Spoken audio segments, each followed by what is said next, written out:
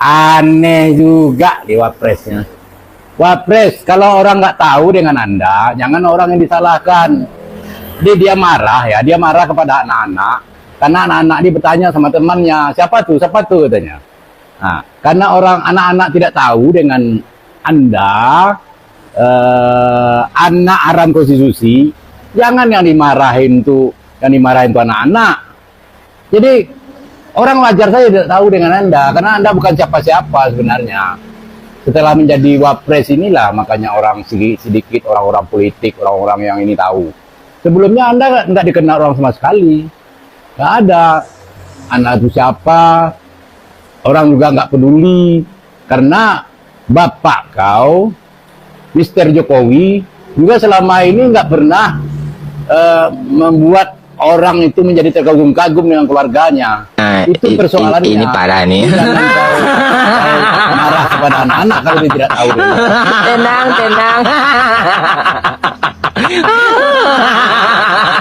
Nah, ya kan, kualitas Wapres pilihan Anda di rumah sakit atau di klinik atau di pusat kesehatan masyarakat, puskesmas, kurang begitu jelas ya di video ini.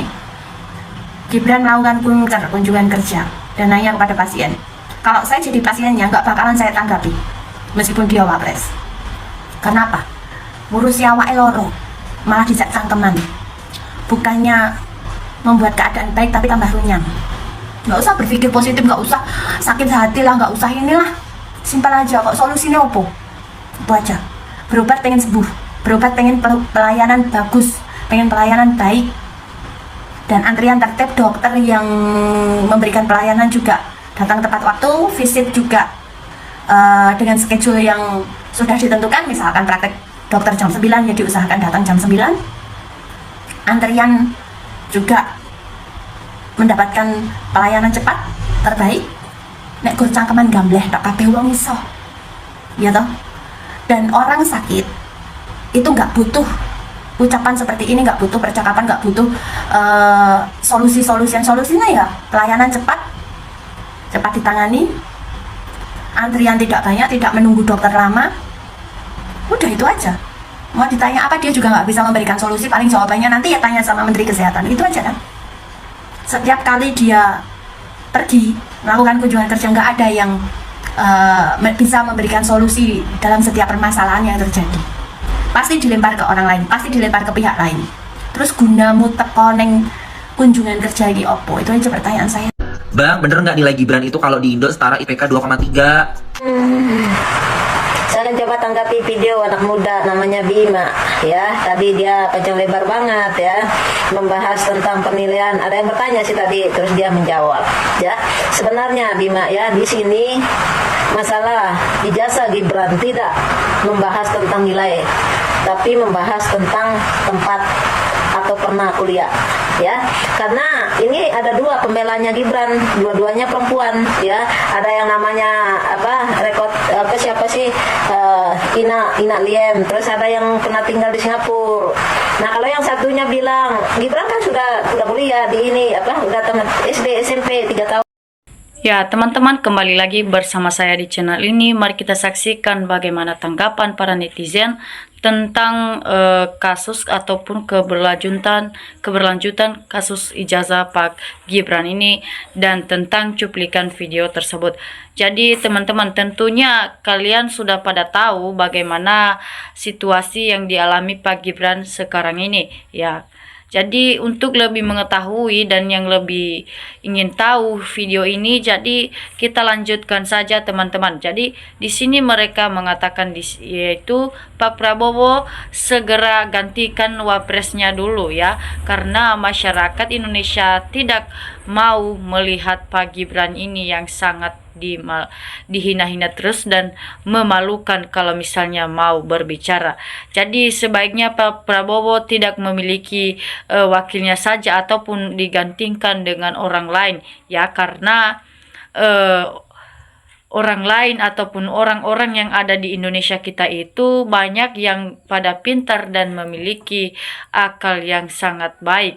Jadi semoga Pak Prabowo bisa menerima kata-kata rakyat ataupun kata-kata masyarakat untuk menggantikan saja Pak Gibran ini yang bikin malu negara Indonesia.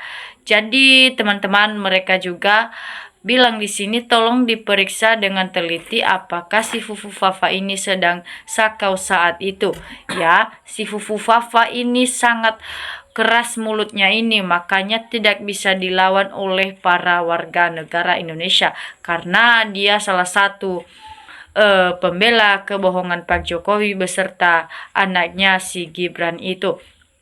Nah, itulah wapres terkoplak di sepanjang sejarah Indonesia. Ya, sadarlah, kita tidak mau memiliki wapres yang sebenarnya ini, ya, karena kemampuannya tidak luas dan tidak memiliki wawasan yang sangat luas untuk berpikir.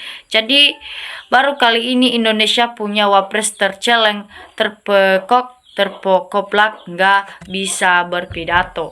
Ya, itulah hasilnya kalau misalnya tidak mau bersekolah, ya, tapi cita-citanya sangat seluas dunia ini, ya. Bagaimanapun cita-citamu seluas dunia ini untuk menjadikan dirimu sebagai penjabat di dunia ini, maka kalau tidak dibarengin dengan pendidikanmu atau sekolahmu, maka kamu tidak akan diterima di dunia pekerjaan ataupun di dunia negarawan. Jadi sebaiknya pada para generasi penerus sebagai contoh untuk Pak Gibran ini, semoga harus giat ataupun lebih giat untuk sekolah, karena sekolah adalah cara kita mengubah hidup kita, ya teman-teman. Kalau misalnya kita mau melamar pekerjaan itu harus dibarengin dengan adanya ijazah dulu, teman-teman, ya, karena kalau tidak mempunyai ijazah, bagaimanapun caramu melamar kerja itu tidak mungkin diterima kalau tidak mempunyai ijazah, teman-teman.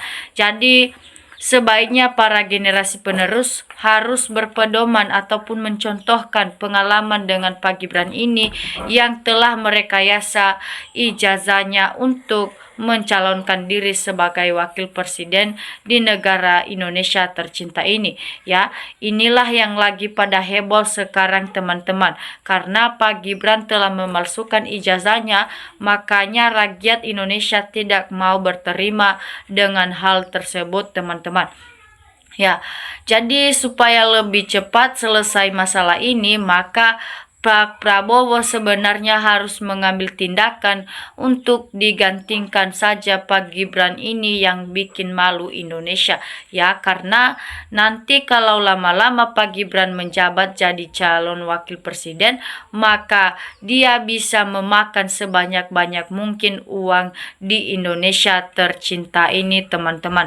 Jadi untuk menghindari itu supaya tidak terjadi ke depannya, maka segera digantikan saja dengan orang yang mampu dan bisa menyesuaikan diri di negara kita ini, bukan seperti Pak Gibran yang lagi heboh dihina-hina karena tidak memiliki ijazah yang sebetulnya. Jadi teman-teman, tolong Presiden Prabowo jangan izinkan lagi Gibran ini berkunjung ke sekolah-sekolah lagi, karena bikin kita malu aja kalau misalnya ada salah seorang mahasiswa yang mau bertanya kepada Pak Gibran namun jawabannya berbeda dengan yang diharapkan mahasiswa tersebut. Jadi bikin mahasiswa ataupun seluruh mahasiswa bikin ngakak, ketawa melihat pertanyaan Pak Gibran tersebut.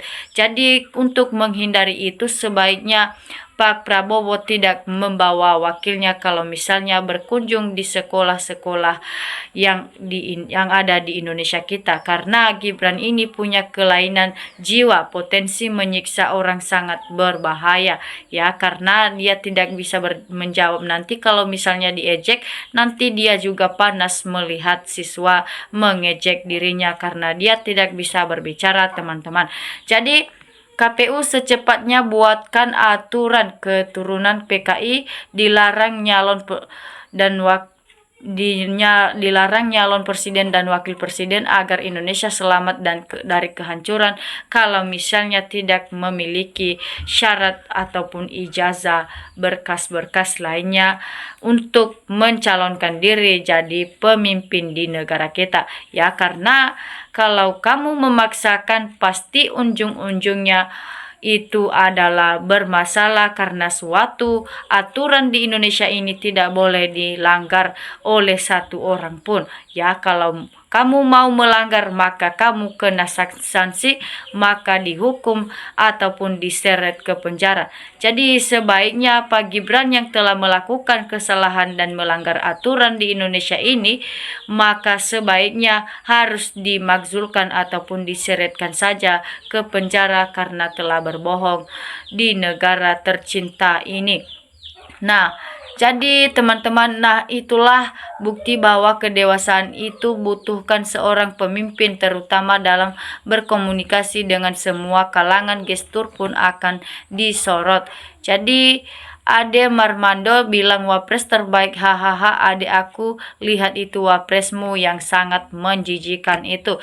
Jadi ingat, tidak waktu debat sama Pak Mahfud, inilah recehan itu yang lagi tidak baik-baik. Jadi yang pasti takutlah nariknya aja kayak preman, yang dewasa aja mungkin takut melihat Pak Gibran yang menarik salah satu siswa yang mengejeknya kalau misalnya dia ngakak ataupun aneh-aneh di depan itu. Jadi Pak Gibran ini sangat lain ya, dia memiliki jiwa ataupun kelainan yang sangat tidak kita mau mendengar ataupun melihatnya seperti itu. Jadi memang tak punya etika sama sekali, kok bisa kayak gini, bisa jadi pemimpin ya. Makanya dia tidak memiliki etika karena dia tidak memiliki pendidikan, teman-teman.